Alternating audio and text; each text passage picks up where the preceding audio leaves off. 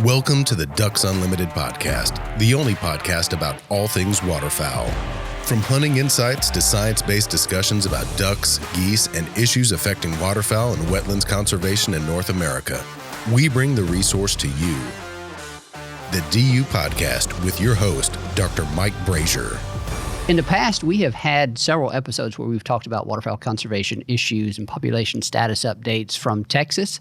I think we've actually had episodes 59, 67, and 68 with Kevin Cry, and he's talked a great deal about population status, population trends in Texas. But on today's episode, we're actually going to talk about some of the habitat work that goes on in Texas, and specifically some of the work that's conducted in partnership with by Ducks Unlimited in partnership with other entities. And to help us with that, we're welcoming in a friend of mine, a colleague of mine, Dr. Todd Merendino, Manager of Conservation Programs for Ducks Unlimited across the states of Texas, New Mexico, and Oklahoma. So Todd, welcome into the Ducks Unlimited podcast, and thanks for taking the time to join us. Sure. Glad to be here. Glad to do it. Glad to be a part of it. Why don't you start off by talking a little about the office, the Ducks Unlimited field office we have there in Richmond, Texas. Tell us how many staff you have and what kind of work y'all are involved in. We'll get into the Texas Prairie Wetlands Project as the focus of this episode here a little bit later on, but just generally tell us about that field office there. Yeah, so our field office here in Texas, we're located in Richmond, Texas, just on the western edge of Houston. And the office, we've had this office in Texas since about 1990 or so. And so out of this office, we oversee all of our habitat programs in Texas.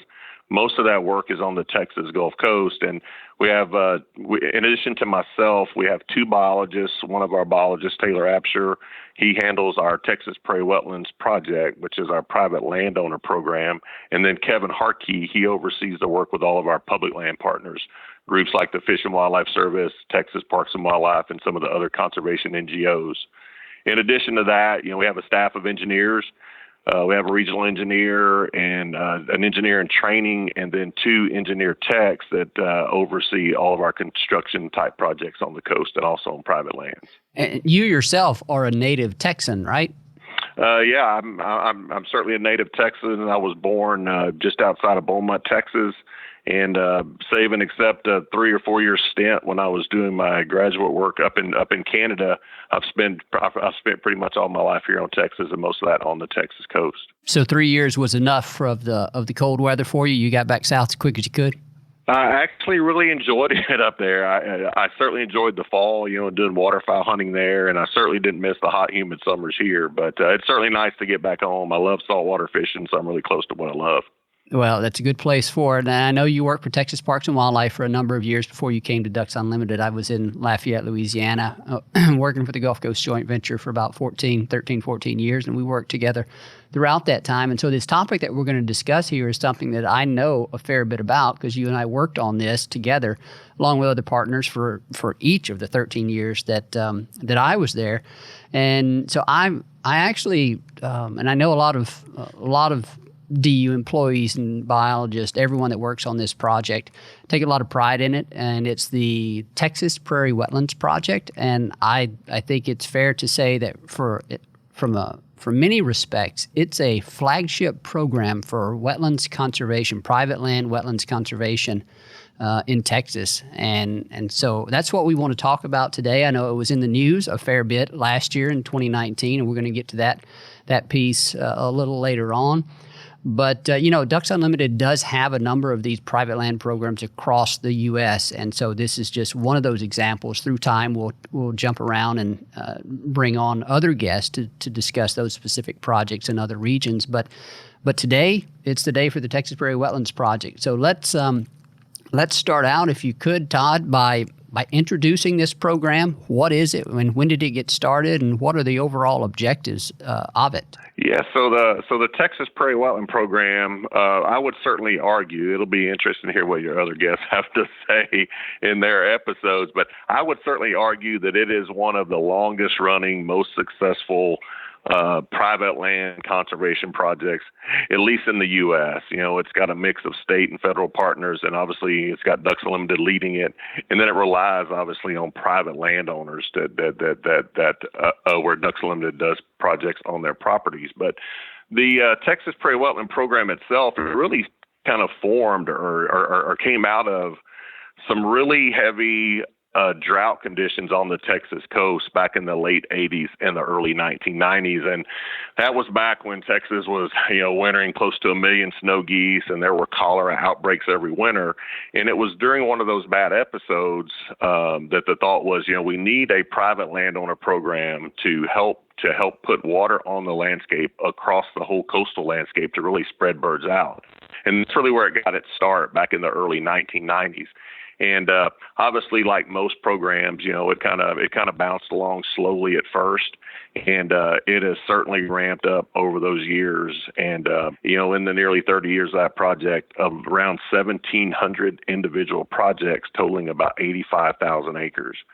And, the project was formed. It's a partnership with Ducks Unlimited, Texas Parks and Wildlife Department, the U.S. Fish and Wildlife Service, and the Natural Resource Conservation Service. Those are the groups that have been at the table the whole time with that program. And, different groups bring different things to the table to help that program put habitat on the landscape. We had Dale Humberg on an earlier episode, and Dale was talking with us about the North American Waterfowl Management Plan, and I was also on there and able to talk about the North American Waterfowl Management Plan joint ventures as sort of the regional delivery arms for the conservation and support of the North American Plan. And the Gulf Coast joint venture, as I've mentioned numerous times, is the regional partnership there along the Gulf Coast from Alabama over to Texas. And the Texas Prairie Wetland Project is a key delivery mechanism for helping to achieve some of the conservation objectives for that partnership, the conservation planning that we do in support of populations down there on the Gulf Coast. And so the Texas Prairie Wetland Project is an absolutely critical component of that. And it's under that umbrella of the Gulf Coast joint venture that this program kind of resides. You might say you have the individual players, as you're talking about, that have certain roles in delivering the project and helping to fund the projects, but it has a very clear tie to that Gulf Coast joint venture partnership. And so I know that's an important piece, and that's a proud piece of what that program, how it functions. Yeah, so it's been So probably when it first started, it started out of just an immediate need, right? We've got large numbers of geese and other waterfowl concentrated on the Texas coast, and how can we basically spread those birds out? But it's since certainly evolved, and obviously, with the science of the Gulf Coast joint venture, the Texas Prairie Wetland Program syncs up perfectly with those bird and habitat objectives, right, to help deliver those accomplishments, across the Texas coast. And maybe I'll take a minute here to kind of explain a bit more about our conservation planning when we're talking about objectives, because we might get into this a bit later on. But Mark Petrie, we'll have him on an episode. By the time this one airs, I don't know if we will have had Mark's episode. But we talk a lot about conservation planning within Ducks Unlimited and also within our regional joint venture partnerships. And basically that means we're using the best available science to figure out how much habitat and what type of habitat we need to put on the ground to support waterfowl populations in these different geographies. And so for the Gulf Coast joint venture, our conservation planning tells us we need, just say for example, I don't know if these are the exact numbers, but let's say for the Texas Mid-Coast, I believe it's somewhere in the neighborhood of 130,000 acres of sort of seasonal wetlands, moist soil wetlands, something of that nature. And so it's this Texas Prairie Wetland Project that really drives some of the on-the-ground conservation in trying to achieve those objectives. So I just wanted to tie that together with respect to objectives as we talk about them and say it's a number that we derive from the science that guides the work of Ducks Unlimited and our partners with respect to how much work we need to be doing. And so, you referenced earlier that over the course of its lifespan, thus far, the Texas Prairie Wetland Project has impacted somewhere in the neighborhood of 85,000 acres. Yes, that is correct, Mike. Yeah, and most of our work through most of those 85,000 acres that we have currently, that have been in the program, most of that work has been in the Texas Mid-Coast, and I guess a good portion on the Upper Texas coast. With very little of that work occurring on the extreme southern part of the Texas coast. But it's really, the work we've done on the mid-coast has really tied in with rice production agriculture, just because those landowners have the infrastructure to manage for waterfowl already in place, with levees and water control structures.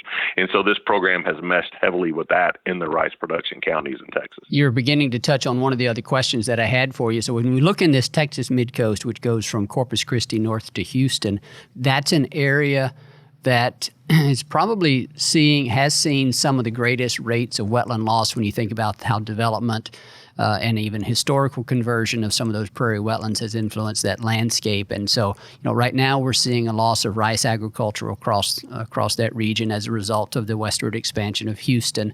And you've mentioned, you referenced there that we work a lot with the rice producers. So, kind of building on that, give people an idea of the type of projects that we work on. Like what are we talk, like Ducks Unlimited raises money to move dirt in many cases to actually restore or enhance wetlands of various types. So for this project in this geography, give us an example of the actual type of work that our engineers design and then that we then contract out in terms of dirt work or whatever other kind of infrastructure.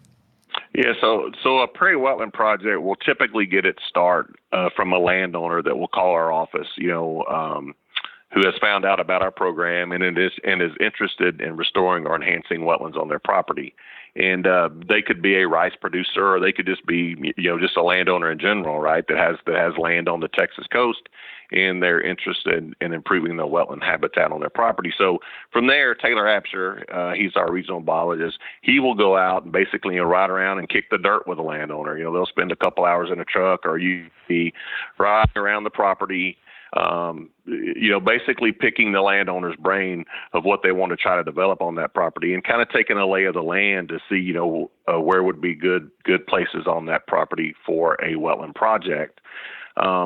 From there, we then will send our engineering staff out there to do a topographic survey of the parts of the property that look like the best opportunity, so where those wetland habitats could be enhanced. And our engineering staff will go out, do a very detailed topographic survey, comes back into our drafting shop, and that's where all the design of the levees and the water control structures comes in from our engineering staff. And then we basically present that plan back to the landowner to discuss, where the levees will be built, the height of the levees, the size and type of water control structures that will be installed to help them manage these wetlands. And so these wetlands that are enhanced or restored, the management of those is it's ultimately, those actions are ultimately conducted by the landowner. We have our biologists that advise on potential management options, but ultimately it's up to the landowner to actually go out there and do whatever kind of annual manipulations or inundation that may be necessary. But talk a bit about the wetland development agreements that go along with these projects, the terms of those, or the duration of those, and just sort of the what they help us accomplish. Yeah. So once the engineering plan is completed, Taylor will go back out and meet with the landowners, to discuss the projects. And from there, once everybody is on the same page, we will write up a wetland development agreement, which basically outlines exactly what will be built. It includes the engineering plans for the project, and it includes the roles of the landowner as well. And at the end of that WDA document, there's a management plan for the tract. It will include some generic management strategies like mowing or disking or herbicide application to control certain types of vegetation, and also things like, when the landowner can remove the water from those projects. And in that document, it'll have, the cost share responsibilities, both of the program and for the private landowner. And the agreements themselves, Mike, they are typically 10-year agreements. So once that project is in place, the landowner is basically agreeing to manage and maintain that site for 10 years. Do we have a minimum?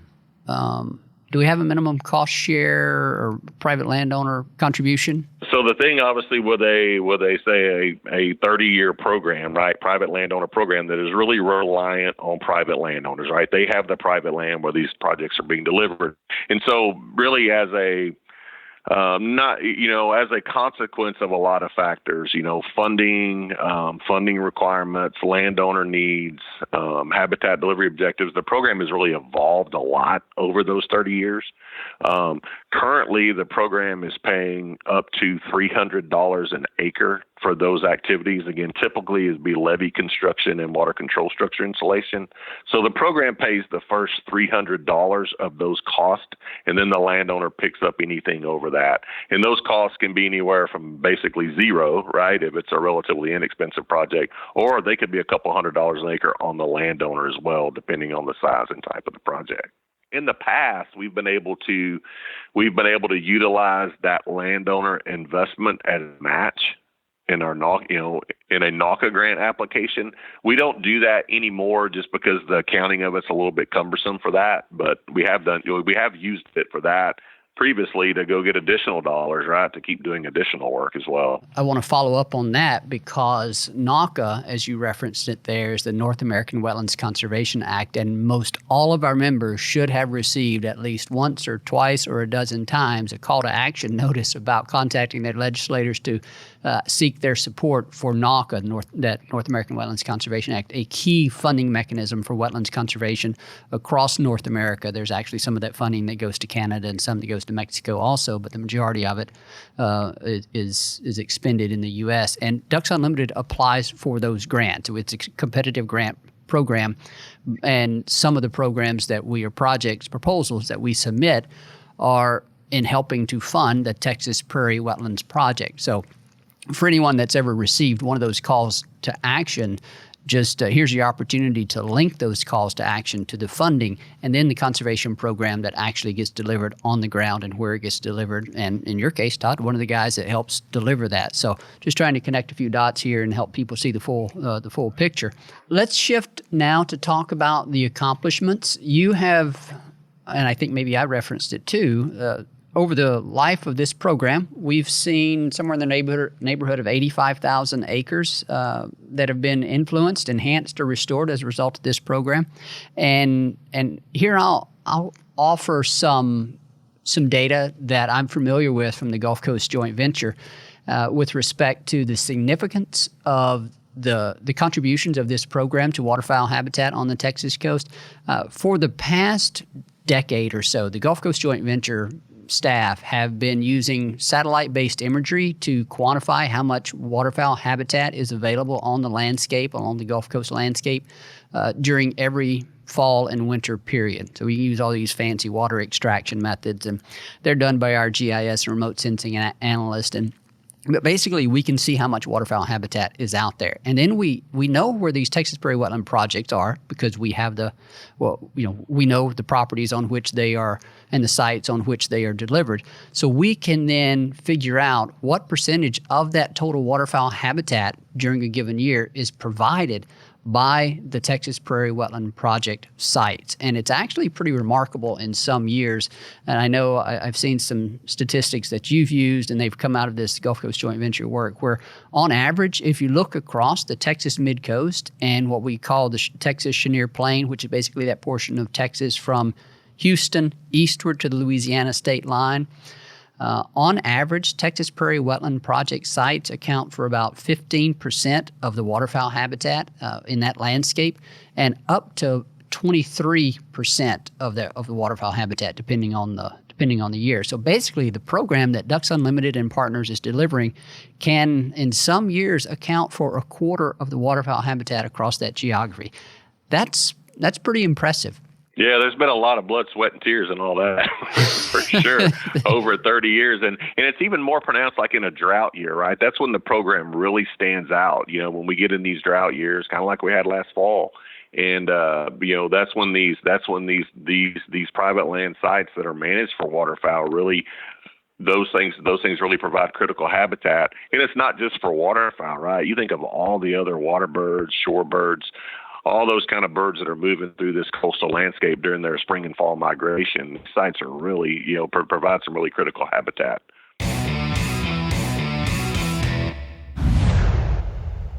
Be the first to know when ducks are on the move. Sign up for DU's waterfowl migration email alerts and receive ongoing in-depth updates on the latest habitat conditions, weather changes, and hunting reports for your flyway. Visit ducks.org/migration alerts. You mentioned all the blood, sweat, and tears that's gone into getting us this far, and I know we won't get into these details, but I know there's more work to do where we continue to face challenges with wetland loss and wetland degradation there on the Gulf Coast, and our objectives continue to tell us that there's more work to do, and so I know there's no shortage of work left on your plate, but what I do want to shift a bit to here now is recognition that the Texas Prairie Wetland Project and its partners received last year. If I have this correct, I believe that project was awarded the 2019 Conservation Wrangler Award given by a group known as Texan by Nature. And interestingly, I think the former First Lady, Miss Laura Bush, has a connection to that group. So tell us a little about that. So the Texan by Nature group, through their Conservation Wrangler program, I guess that was late last summer, recognized the Texas Prairie Wetlands Project for one of their Conservation Wrangler Awards. And basically what that does, it's highlighting, some of the very best Texas conservation efforts that really, bring together people and funders and habitat and wildlife and conservation. Given that the Texan by Nature was founded by former First Lady Laura Bush, it's even more. It's really a great recognition for the program to receive that. We run in our typical conservation circles with Texas Parks and Wildlife, Fish and Wildlife Service, Gulf Coast Joint Venture groups like that. It's really neat to be recognized by this group that doesn't necessarily know what we do every day on the landscape, to recognize that as a highly recognized Texas conservation program. I had never heard of this program. I think this is super cool, especially given former First Lady's connection to this. But any sort of statewide recognition for programs that are doing good conservation work, I think is just fantastic. And it's super that Ducks Unlimited and partners were a recipient of that. But tell me, did that award come with any type of financial contribution to the project? Obviously it put the spotlight on the project, which is not a bad thing at all. It's great, but was there any financial element to the award? Being recognized as a conservation wrangler by Texan by Nature certainly exposes the program or highlights the program to a whole new group of people and companies that can become more aware of the Texas Prairie Wetlands Project and what it does, and as part of what the recognition provided by Texan by Nature. Obviously, they have funders into the Texan by Nature program, and Texan by Nature is trying to find us, whether it be corporations or foundations that would be willing to contribute to the Texas Prairie Wetland Project. Those activities are underway, and again, that exposes us to a whole a whole other group of potential partners to help us, grow and expand this program. One of the things that Texan by Nature has done too is increase kind of the promotion or awareness of the program. This program, as successful as it's been, hasn't really been promoted very well. It kind of runs by word of mouth and just history on the landscape, with private landowners. And obviously that's, contributed to that kind of quiet way of doing business has resulted in 85,000 acres. And like you mentioned, 15 to 20+% of the habitat in any given year. But this will be some really neat statewide recognition. And it's really neat to be included with, there were other projects around the state that were also recognized. It was a really good setting because we were there with, again, other conservation and NGO groups doing good work around the state, and to have the Texas Prairie Wetland Project be part of that was really a cool night to be part of that. And if I remember correctly, I saw a photo that you actually got to meet the former First Lady. Is that right? So we all got to have our photo taken with the former First Lady, and just ironically, in my prior life, when I worked for Parks and Wildlife, I have my photo taken with her husband as well.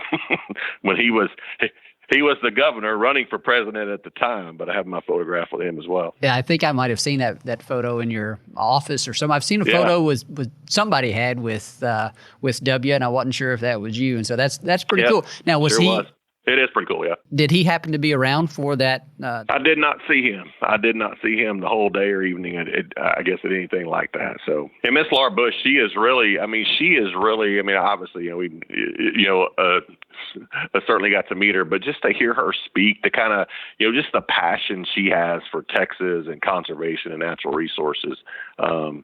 She is certainly a good leader for that program. I do want to back up to I shouldn't say correct myself, but to add some additional context to something I said earlier. It's one of the interesting things about kind of serving as a co-host on this. You think about what you're asking, and you're like, oh, I need to go back and clarify that. So here's one of those instances. Whenever we were talking about the 14 to 23% or a quarter of the total waterfowl habitat accounted for by this project, I do want to clarify that that's in reference to the waterfowl habitat that occurs within this agricultural-based landscape of coastal Texas. That excludes the coastal wetlands. So there's a thousands, tens or hundreds of thousands of acres of coastal wetlands there on the Texas coast, and so just kind of wanted to carve that out and make sure we were clear. It's that 14 to 23% of the agricultural-based wetlands. So I could just imagine someone that actually had a good understanding of how many coastal wetlands there were in Texas kind of doing the math and say, wait a minute, that's not right. So, because the coastal stuff is different, right? It's coastal marsh, it's big, deep coastal marsh, and the intent of the program was to work on smaller wetland sites inland from the coastal marsh. That's right. And the reason we do that, it gets back to our conservation planning, where we look across a region and we look at the important waterfowl habitat types, and we say, okay, how many acres of this waterfowl habitat type do we need, and how many of this do we need?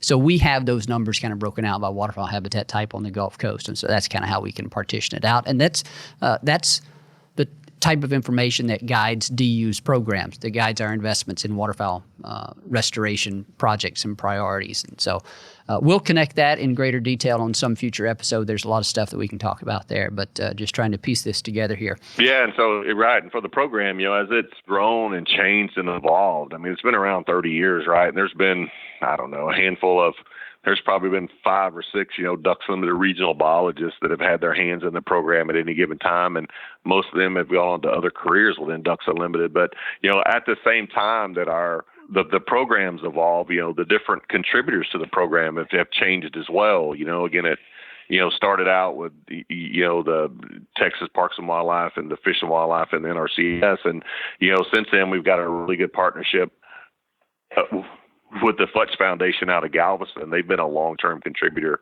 to the program as well, recognizing, how important those shallow wetlands on that inland landscape are to wintering pintails, during the wintertime. So they've really latched onto that and been a long-term contributor for that reason.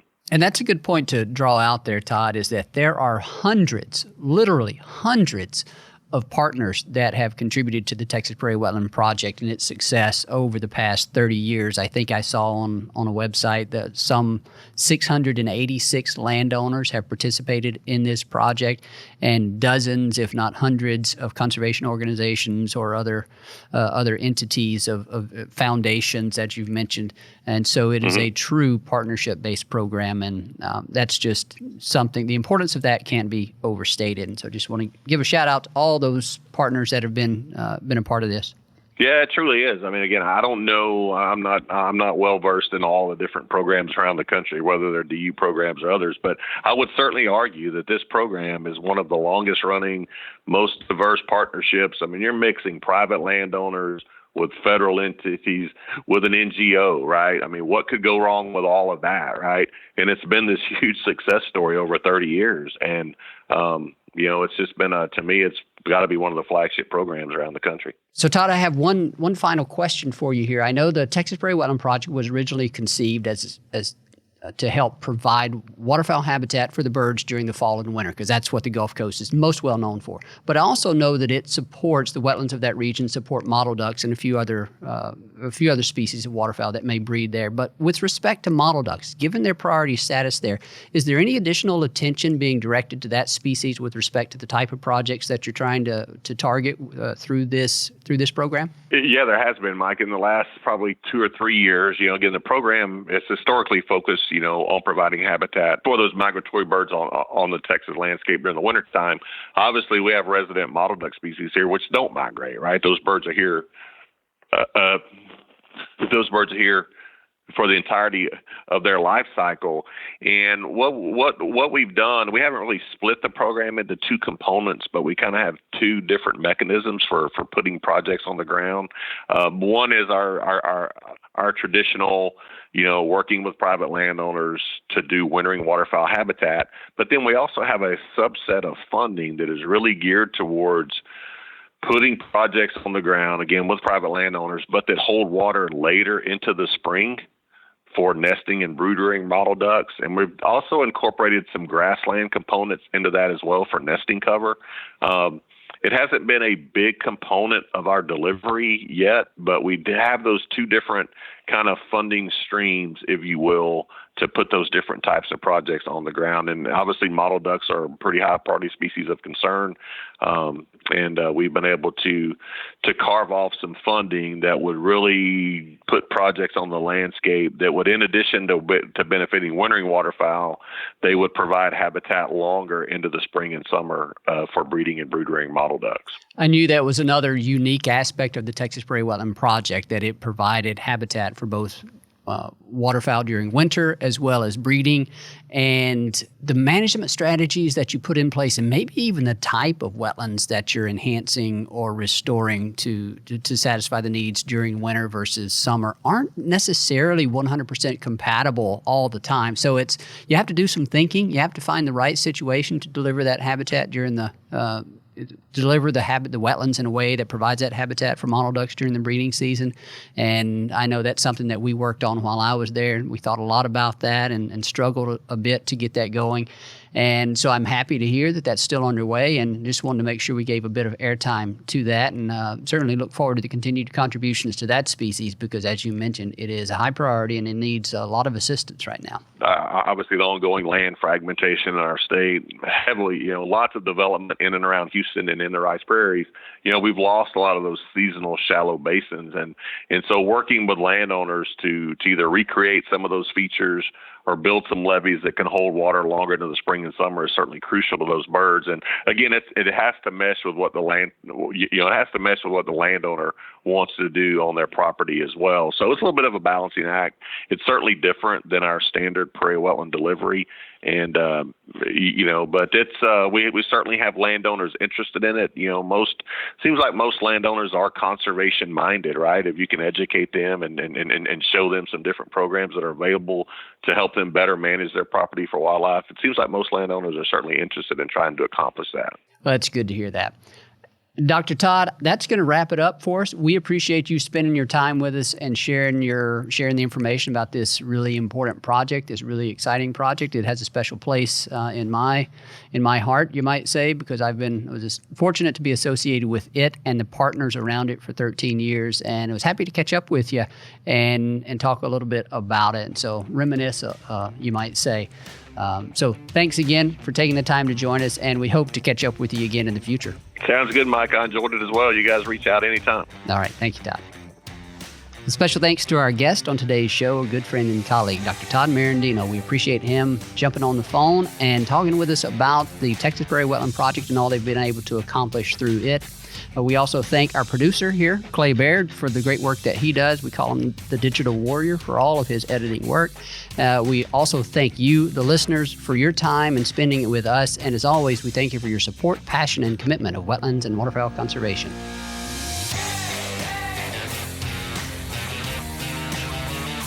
Thank you for listening to this episode of the DU Podcast. Be sure to rate, review, and subscribe to the show and visit www.ducks.org/DU Podcast for resources based on today's topics, as well as access to more episodes.